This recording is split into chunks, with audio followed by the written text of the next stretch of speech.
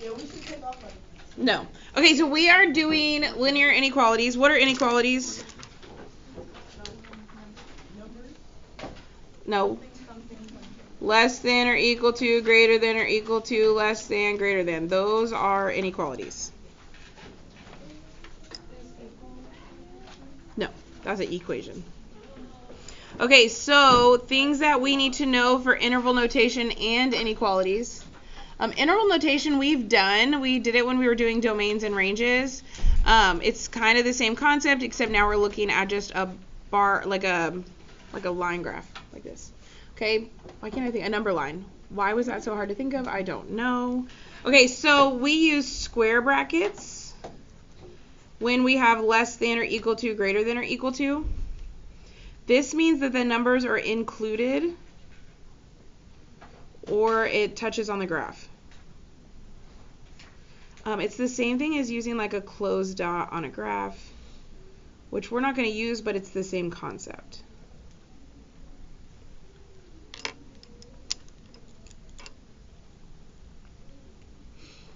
Okay, the other option is parentheses, and this is what you use when you have less than or greater than symbols. These are not included. Those numbers are not included when they have a parentheses / do not touch on a graph. It's the same concept as using an open dot on a graph.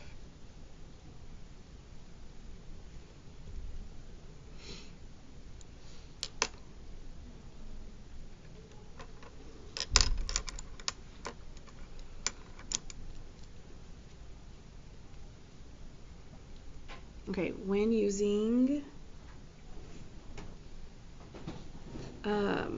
negative infinity or positive infinity, you always use parentheses. Why do you think we always use parentheses with negative infinity and positive infinity?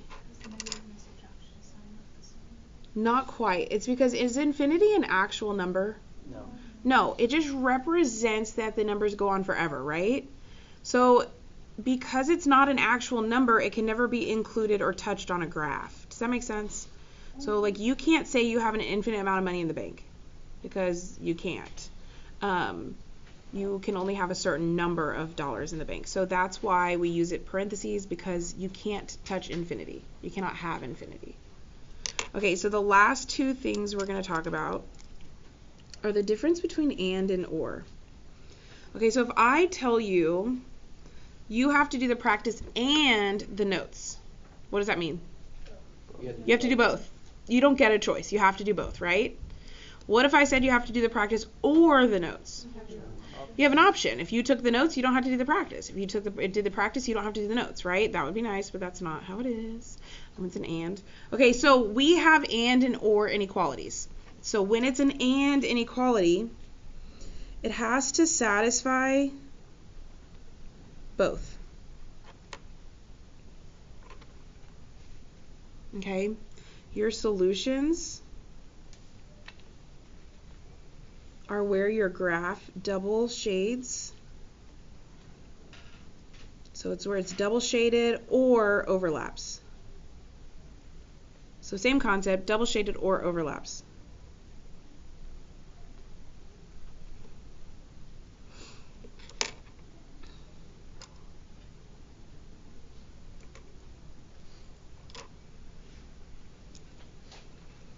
So or means we have a choice, okay?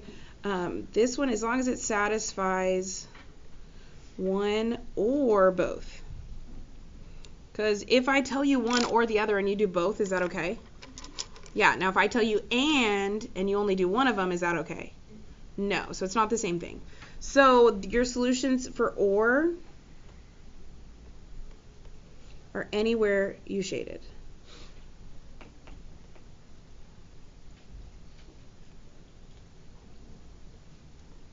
So it's anywhere you shaded, whether it overlaps or not. Okay, so those are the things that you need to know before we even get started. Okay, so now that we're going to start, the first one is pretty basic. There's no and or here because it's just one piece, right? Now, actually, before I say that, let's say I'm going to tell you this is called set notation. Technically, it would be in like fancy braces. And then what we're turning it into is called interval notation, which whether you remember those words or not, you have done that. So we'll talk about it today. So set notation is on this side, and we're going to graph it and turn it into interval notation. Okay, so I'm not asking for crazy good graphs, okay? Literally very basic. One thing I do want you to do really fast is I want you to go all the way down the left side and put a negative infinity, all the way down the right side and put a positive infinity. Another thing is for your answers, if you're using infinity, please make sure it doesn't look like a perfect 8. Like I literally have people who write an 8 for infinity. I'm going to think that you put 8 if it's not like at least a little tilted, okay? Because it should be side to side, not up and down. Now, left is less, so this side is always less than. This side is always your greater than side. If you struggle with knowing which one's which, if you hold up your left hand and make this symbol, guess what symbol that is? Less. So left hand makes less, just like it makes an L for left versus right. It also makes your left hand sign. Okay, so knowing that, now we're going to get started. So the only number I have here is -6. So that's the only number I really care about on my graph. Now, it says x is less than -6. Yes? So less goes to the left, and it's not equal to. So typically we would use a closed dot, but we're going to prepare for interval notation. So we're going to use parentheses because it's not equal to. Well, now there's nothing else here. This is the only piece, so technically this is where my shading is. You don't have to go back and shade it. You'll see why I do that here in a second. So with interval notation, we start left and work our way right. What's the farthest left my shading goes? Negative infinity. And what does negative infinity always get? Bracket. Parentheses. And then it goes all the way to the right. What's the farthest right it goes? 6 with a parenthesis. So there's my interval notation for this problem. So can -6 be a solution here? No, because -6 is not less than -6. Okay? So just know that when it's a parentheses, it's telling you that it comes up to -6, but it's not actually -6. -6.1, could that be a solution? No. Yes. -6.1 is less than -6. Because that's like saying you're $6.10 in debt versus just $6, right? Okay, so look at number 2. This is considered an AND problem when it's all together like that. So we consider this an AND problem. So I'm using 2 numbers here. I have a -2 and a 6. So smaller numbers on the left, bigger numbers on the right. Okay, and these are a little different because I have to read them from the inside out. So I'm going to cover up this side and we're just looking at this side. So x is what? It's greater because we're reading it backwards. Yes, it's a less than symbol, but we're reading it backwards, right? And if you think back to like elementary when you learned, I learned it was an alligator, some people say Pac-Man, but we always eat the bigger thing, right? So x is being eaten, x is bigger than -2, so x is greater than -2. Greater goes to the right, and it's not equal to, so it gets a parentheses. Now, before I do my little squiggle to represent shading, I have to do this other side as well. So I'm going to cover up that side. What does this say? X is less than 6, and it's equal to, so it gets a square bracket. Now, this is an AND problem. What did we say about AND solutions? They have to overlap or double shade. Okay? Where does it start overlapping? Farthest left. At -2, it starts overlapping here, and it stops overlapping there. So this piece right here is not part of my solution. This piece right here is not part of my solution because it's not overlapping. Remember, it has to satisfy both, and the only place it satisfies both is between -2 with a parentheses and 6 with a bracket. Now, could 6 be a solution here? Yes, because it's equal to. You have a square bracket. Could -2 be a solution here? No, because it has a parentheses. And could 0 be a solution? Yes, because that's between. You can sharpen it. Okay, so this next one is another very basic one, so I'm going to do it kind of quickly. Again, -6 is my number. X is bigger, X is being eaten, X is greater than, greater goes to the right, it's also equal to, and there's no more pieces to it, so this is just true. This is my solution. So it's from -6 to infinity.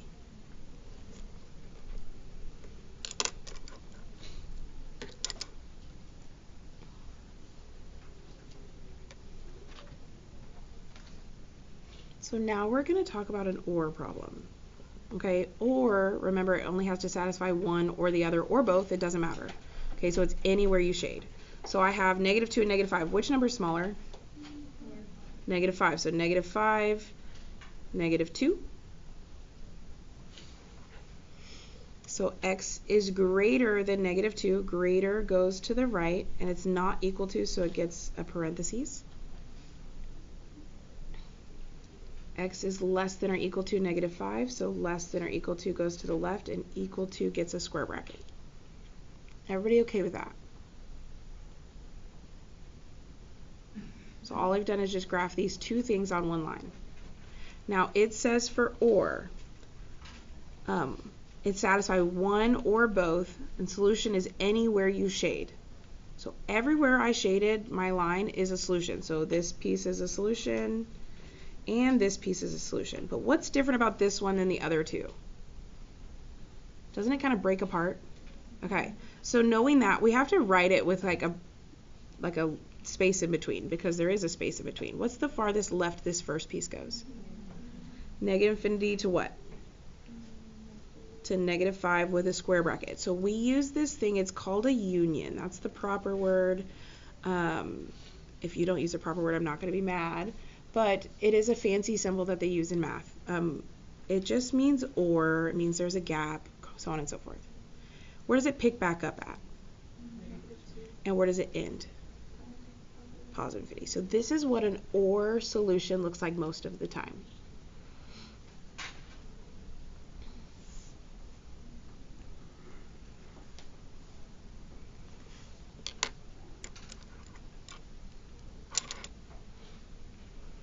Okay, this is the same as number 2. It's an AND problem. It's just written separately versus together like number 2 was. Are we still going to treat it the exact same? Yeah, because it's still an AND problem. So 2 is smaller than 5. X is greater than 2. Greater than 2 goes to the right, and it's not equal to, so it gets a parentheses. X is less than 5. Less goes to the left, and it gets a parentheses. And because it's an AND problem, where's my solution? Between 2 and 5, because that's where it's overlapping. So this is my solution from 2 to 5. Now, just a reminder, this piece is not part of my solution, and this piece is not part of my solution because it's an AND problem. It's not overlapping there. Now, these last two are what we call special cases. So I know that it looks repetitive, but it's just because these are going to be different. So knowing that, let's do the first one. -3 is smaller than 7. We're still graphing it just the same as we've done all the other ones. X is greater than or equal to -3. Greater than or equal to goes to the right. Equal to gets a square bracket. Everybody okay with that? So then X is less than 7. Less goes to the left. And it gets a parentheses because it's not equal to. Now, what does this look like? It looks like an AND problem, but is it an AND problem?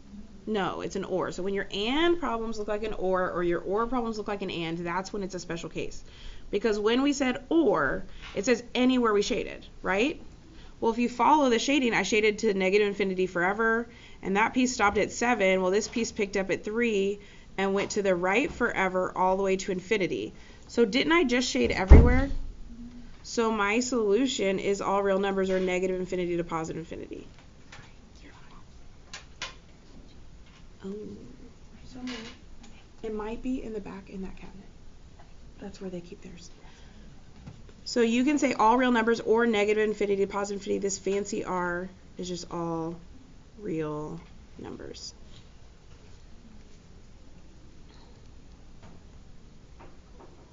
Any questions with that? Okay, so let's look at the last special case. this is an and problem, and we have x is less than -4. Let's put -4 on here and 2 on here. So x is less than -4. Less goes to the left. And it's equal to, or not equal to, sorry. And then we have x is greater than or equal to 2. Greater than or equal to. Now, this is an and problem. Where are our and solutions? No, because it's and. Where's their and solutions? Where they overlap. Does this ever overlap? So there's no solution here.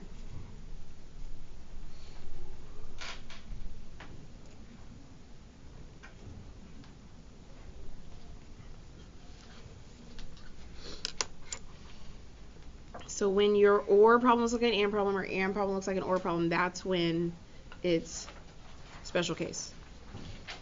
Okay, so flip to the back. I want y'all to try number 8 and 9. It's just graphed for you. You're just putting it in interval notation. Okay? Try number 8 and 9 really fast.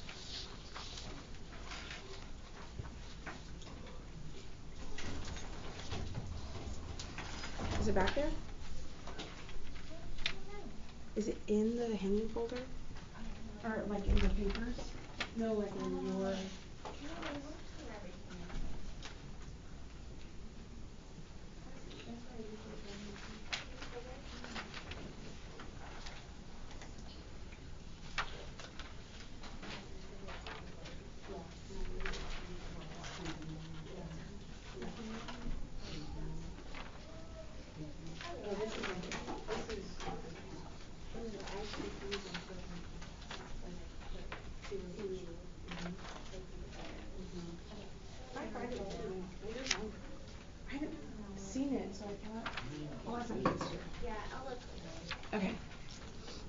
Okay, so what's the first one? Yeah, 0 to 5 with parentheses. We know this is an and problem because if it wasn't, one thing I didn't show you is that if it's no solution, y'all, you're going to see something that looks like this with nothing at all shaded or graphed on it. Like if it was multiple choice. Now, if you graph that and you tell me no solution, I'm going to accept it because I know that you looked, it didn't overlap, that's cool.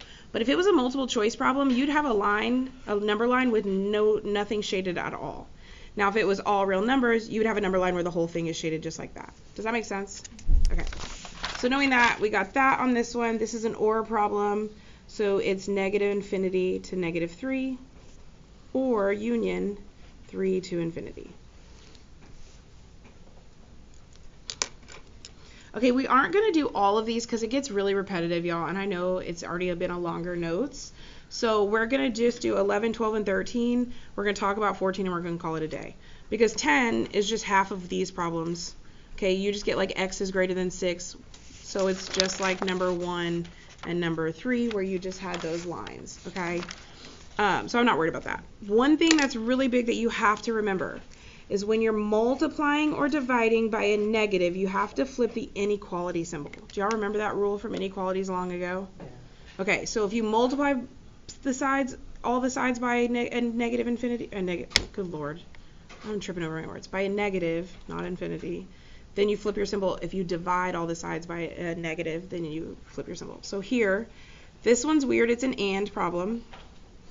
I know it's an and problem because it's all together. Okay, or problems will always be separate with the word or in the middle. Now, I know that I'm solving the center for x. Well, what do I need to get rid of first? The -3. How do I get rid of that -3? I have to multiply, right? Because isn't this division, doesn't a fraction represent division? What's the opposite of division? So we're going to multiply all 3 pieces by -3. What I do to the middle, I have to do to all the sides. Well, when I multiply everything by a negative, what do I have to do? Flip my symbol. Flip. Okay, so knowing that, what's -3 times -2? 6. Here, this -3 cancels this -3, and we're left with x plus 1. And what's 5 times -3? Okay, what else do I need to do to get x by itself? Subtract 1. If I subtract 1 here, I have to do it here and here as well. This cancels. I'm left with x. My symbol stayed the same. What's 6 minus 1? And what's negative 15 minus 1? Negative 16. Thank y'all. Okay. Every single time, once you get your set notation, you have to graph it and put it in interval notation.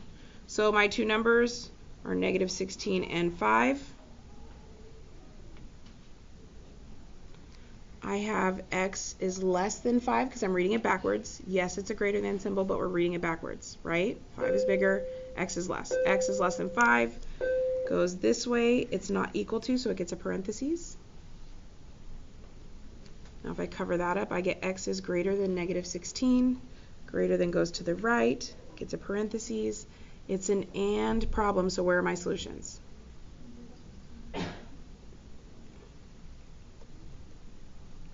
Because this piece and this piece don't count because it was not overlapping.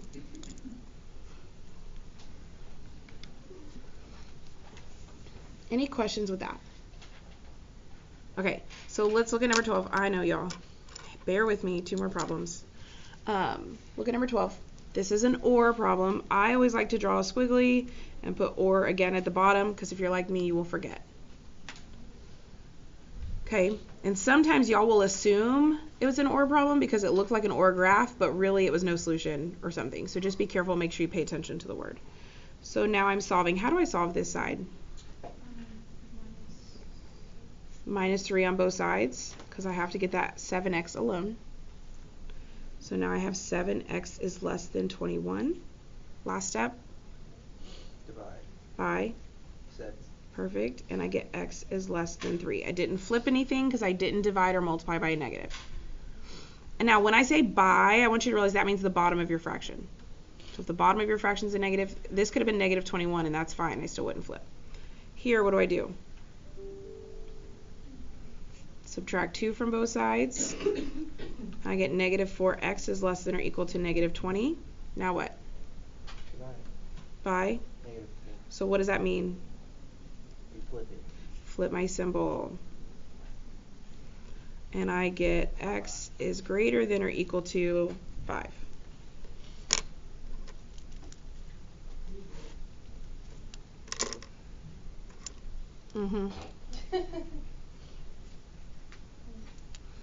Okay, 3 is less than 5. This is an or problem, so my solution is anywhere I shade. X is less than 3, so less goes to the left, and it's not equal to, so it gets a parentheses. X is greater than or equal to 5, greater than or equal to gets a square bracket, and because it's or, my solution is anywhere I shaded. So I shaded here, and I shaded here. So negative infinity to 3. Union 5 to infinity.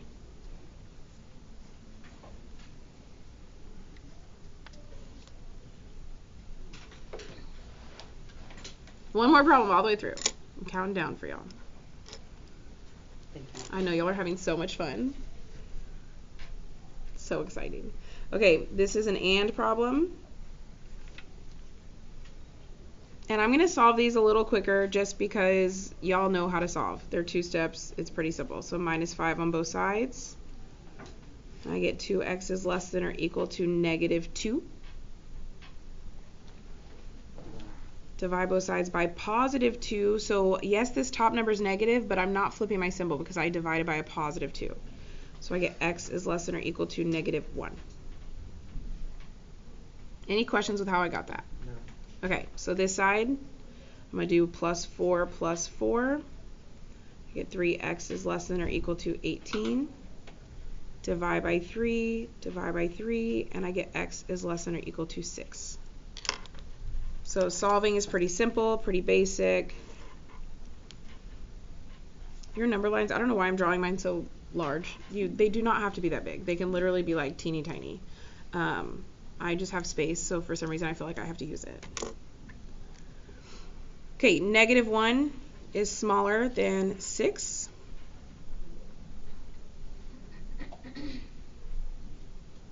Okay, and I know x is less than or equal to negative 1. Equal to gets a square bracket. And x is less than or equal to 6. What happened that's different from all the ones we've done so far? They went in the same direction. But again, that doesn't matter. They can go in the same direction. That doesn't change anything. What kind of problem is this? And. So where's my solutions? Where they overlap. So they overlap to the left forever, and they stop at 1.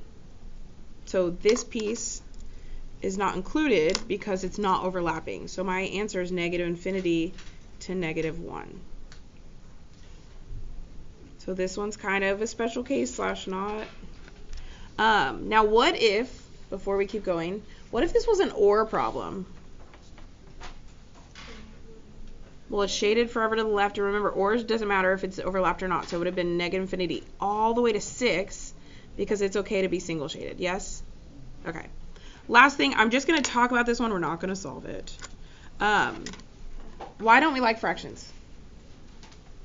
Because they're gross. There's no like mathematical answer. Can we get rid of fractions when it's an equation or an inequality? Yes. How? Common denominator. If we have the same denominator, can't we just cross out the denominator and call it a day? And then would it look like way easier? Yes. What can 5 and 2 both turn into?